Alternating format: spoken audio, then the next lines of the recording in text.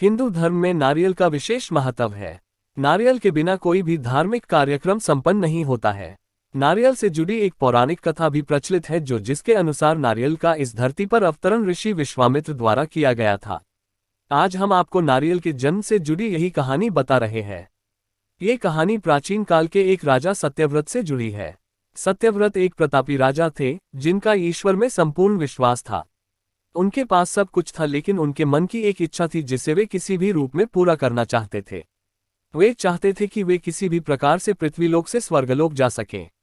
स्वर्गलोक की सुंदरता उन्हें अपनी ओर आकर्षित करती थी, किंतु वहां कैसे जाना है ये सत्यव्रत नहीं जानते थे।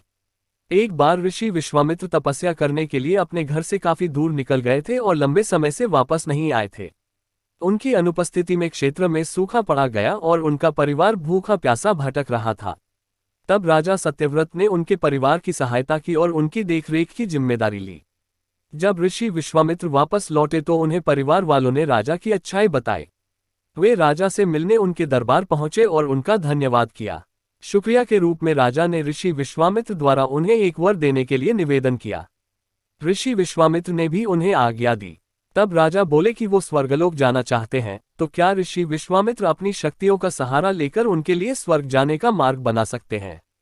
अपने परिवार की सहायता का उपकार मानते हुए ऋषि विश्वामित्र ने जल्द ही एक ऐसा मार्ग तैयार किया जो सीधा स्वर्गलोक को जाता था। राजा सत्यव्रत खुश हो गए और उस मार्ग पर चलते हुए जैसे ही स्वर्गलोक के पास पहुंचे ही थे कि स्वर्गलोक के देवता इंद्र ने उन्हें नीचे की ओर धकेल दिया।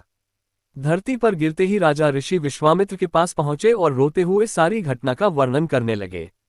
देवताओं के इस प्रकार के व्यवहार से ऋषि विश्वामित्र भी क्रोधित हो गए, परंतु अंत में स्वर्गलोक के देवताओं से वार्तालाप करके आपसी सहमति से एक हल निकाला गया।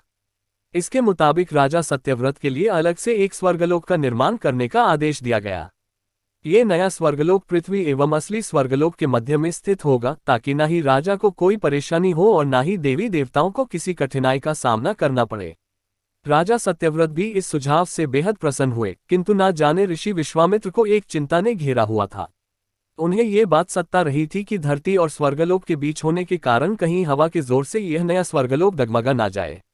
यदि ऐसा हुआ तो राजा फिर से धरती पर आ गिरेंगे।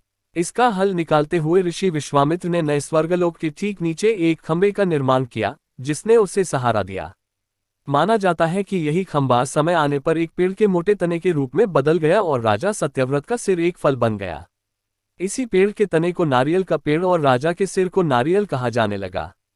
इसीलिए आज के समय में भी नारियल का पेड़ काफी ऊंचाई पर लगता है।